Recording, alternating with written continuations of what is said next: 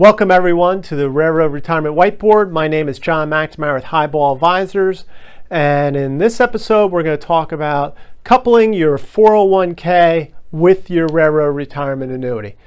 When you put those two together, it creates a very powerful retirement income story. So let's get started, and we'll just go high level real quick to kind of build the basis of this story that I want to talk about.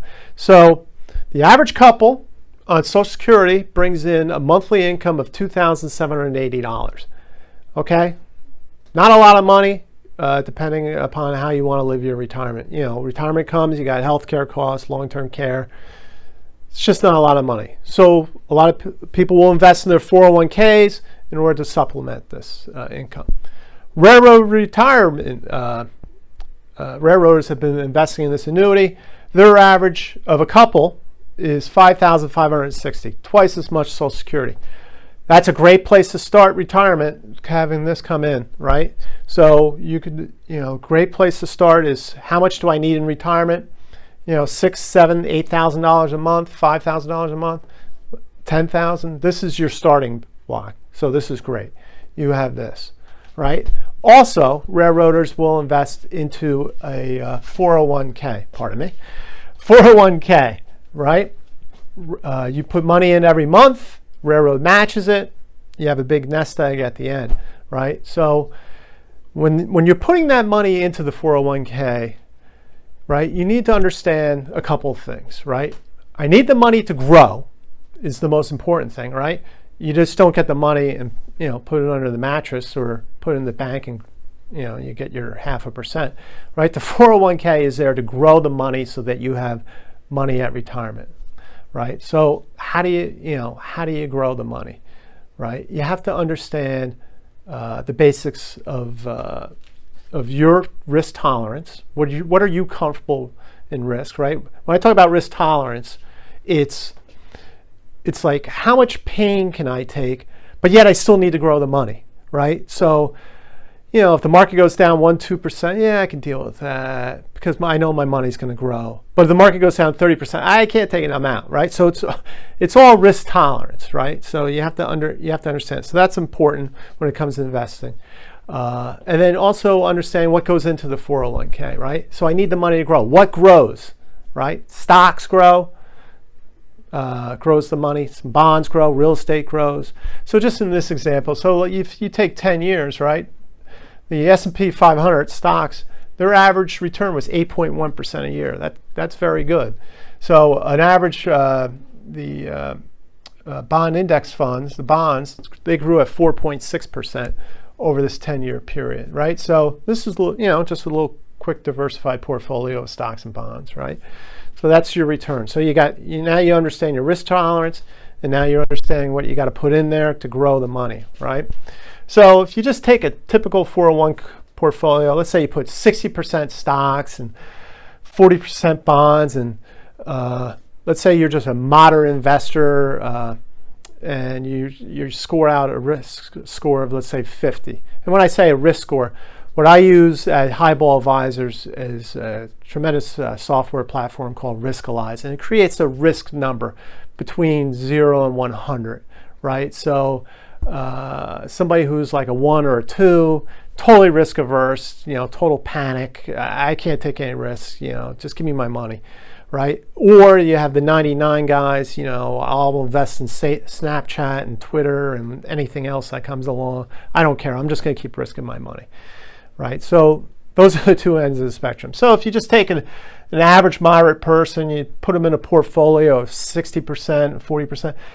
On Riskalyze, when I work through, that portfolio will come out to like a 47, right? So when you think about these risk numbers, they kind of look like stop signs almost. So it's like, what are you comfortable driving on a windy road at, right? That's kind of the way I like to look at those at-risk numbers. So if you're on a windy road, do you want to go 90 miles an hour on a windy road? Yeah, you'll get there quick, but you know what? You're probably going to run off the road also. So hold on to the steering wheel if you're going to invest at 90, because it's going to be a wild ride, right? Or you can invest at, 5 miles an hour, and I guess you'll get there. Maybe not. You might run out of gas by the time you get there, but it's very slow, right? It's just slow, and that's the way it is. So let's just take a normal individual. Let's say he invests at 50, drives 50 miles an hour. I can handle a couple of tight turns, whatever. You know, market goes up, market goes down, but I'll be all right. So a 60-40 guy, his risk profile would be, let's say, 47 on this portfolio, right? But now here's the trick, right? Or here's what you want to start thinking about, is the annuity, right? You also have the annuity coming in. So what's the risk profile on this Railroad Retirement Annuity? It's 1. It's 1. So you've got this risk here, and you've already said that you're a 50, right? You're moderate.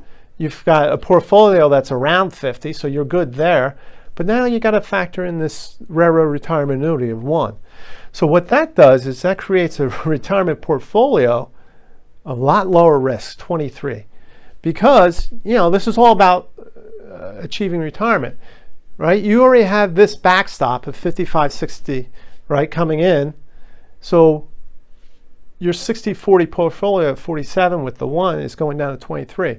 So the point, the way I'm trying to say this is that this gives you a tremendous opportunity if you want to increase your risk appetite. Now, I'm not saying everybody should increase their risk appetite, but I'm just saying is you have a backstop here. So we all know that, that stocks will perform better over the long run, right? Past performance, have to say it, past performance is no guarantee of future returns. We all understand that. But historically, the stocks have outperformed. So if I want to say to myself, hey, I might want to take a little more risk with my portfolio, I can do that, right? Because I have this powerful Railroad Retirement Annuity that I've been funding for all my years in the railroad. So what you need to understand is what you want to do in your retirement. Listen, I'm going to live on $6,000 a year. I need $40. Right? So I'm just putting in CDs. That's fine. But what I'm saying also is that you have an opportunity now also to think about increasing your overall net worth because of this Railroad Retirement Annuity. You can look at increasing your risk profile a little bit because you have that backstop. So what you can do is, if you want to understand what your personal risk number is, come to my website, upper right-hand corner. I have a little icon or button there that says get your risk number. Check it out, see what your risk number is, see what you are. It's a 5-minute questionnaire. It's very helpful. It's just to understand. You already know the annuity is 1. We can even put in your portfolio and see how your 401k actually grades and all that to help you understand how all this works together. Once again, just talking about trying to maximize your railroad retirement income. If you have this and you already know what your budget is, you're going to be in great shape. So I'm just talking about trying to maximize your railroad retirement income. If you have any questions, feel free to reach out to me. I'd love to chat to you about it. In the meantime, stay safe, stay on track, and take care. So long.